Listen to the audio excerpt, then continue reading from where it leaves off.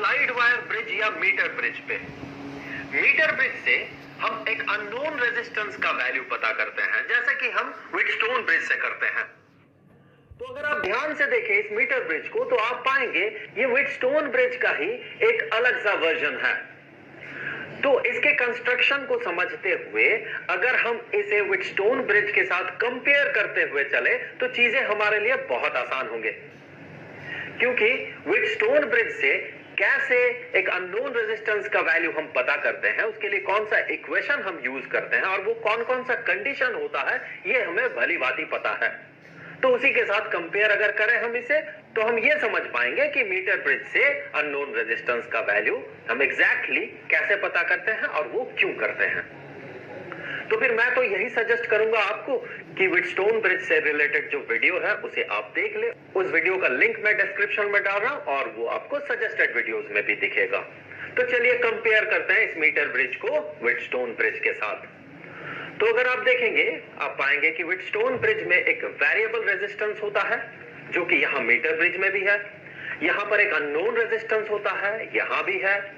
और Wheatstone bridge में दो नोन रेजिस्टेंसेस होते हैं, इनबिल्ट रेजिस्टेंसेस होते हैं, P और Q, जो कि हमें इस फिगर में नहीं दिख रहा। हम थोड़ी देर बाद ये पता कर पाएंगे कि ये P और Q है क्या।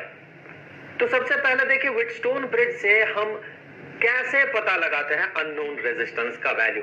तो उसके लिए हमें करना क्या होता है, इस सर्किट को करना होता है ऑन, अर्थात इसे क्लोज्ड सर्किट बनाना होता है। और जब बैलेंस्ड कंडीशन हमें मिलता है, बैलेंस्ड कंडीशन क्या है, जब इस गैल्वेनोमीटर में कोई डिफ्लेक्शन ना हो तो हम कहते हैं वो है बैलेंस्ड कंडीशन, जिसका टेक्निकल मतलब होता है कि इस गैल्वेनोमीटर से कोई करंट फ्लो नहीं कर रहा है। तो बैलेंस्ड कंडीशन में, इन बैलेंस्ड कंडीशन अर्थात गैल्वेनोमीटर से कोई करंट का फ्लो नहीं है, ऐसे स्थिति में ये जो Q डिवाइडेड बाय P होता है, अर्थात दोनों रेजिस्टेंसेस का रेशियो, ये बराबर होता है X डिवाइडेड बाय R के। सो इससे हम X का वैल्यू ऐसे पता लगाते हैं, X ये बराबर हो जाता है Q divided by P into R।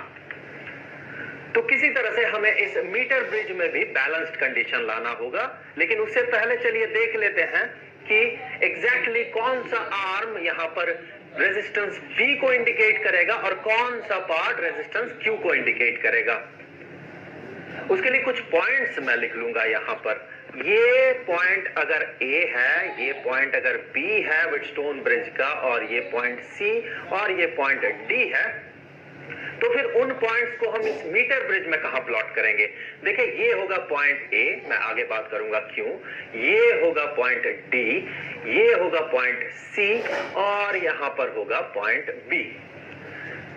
Wheatstone bridge में देखिए B और D पॉइंट्स के बीच जुड़ा हुआ है गैल्वेनोमीटर। यहां भी देखिए B और D पॉइंट के बीच जुड़ा हुआ है गैल्वेनोमीटर। यहां पर गैल्वेनोमीटर से ये जो आर्म आपको दिख रहा है, ये एक जॉकी है जो कि अपना पोजीशन चेंज कर सकता है। हम इसका पोजीशन को चेंज कर सकते हैं। ये एक मूवेबल आर्म है।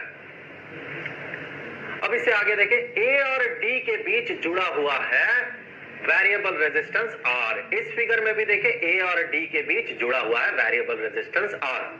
D और C के बीच जुड़ा हुआ है अननोन रेजिस्टेंस X, और यहां भी देखें D और C के बीच जुड़ा हुआ है अननोन रेजिस्टेंस X। अब देखें व्हीटस्टोन ब्रिज में देखें A और B, इन दोनों पॉइंट्स के बीच रेजिस्टेंस जुड़ा हुआ है P।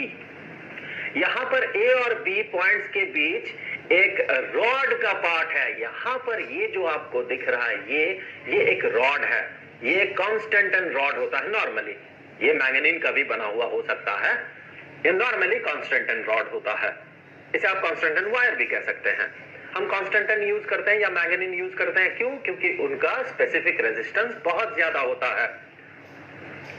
तो पॉइंट A और पॉइंट B के बीच ये जो आर्म है, इसका जो रेजिस्टेंस होगा, इसे हम कह सकते हैं इस फिगर में रेजिस्टेंस P। तो मैं यहां लिख लेता हूं कि ये है रेजिस्टेंस P। और B और C के बीच, पॉइंट B और पॉइंट C के बीच आपको व्हीटस्टोन ब्रिज में दिखेगा ये रेजिस्टेंस Q।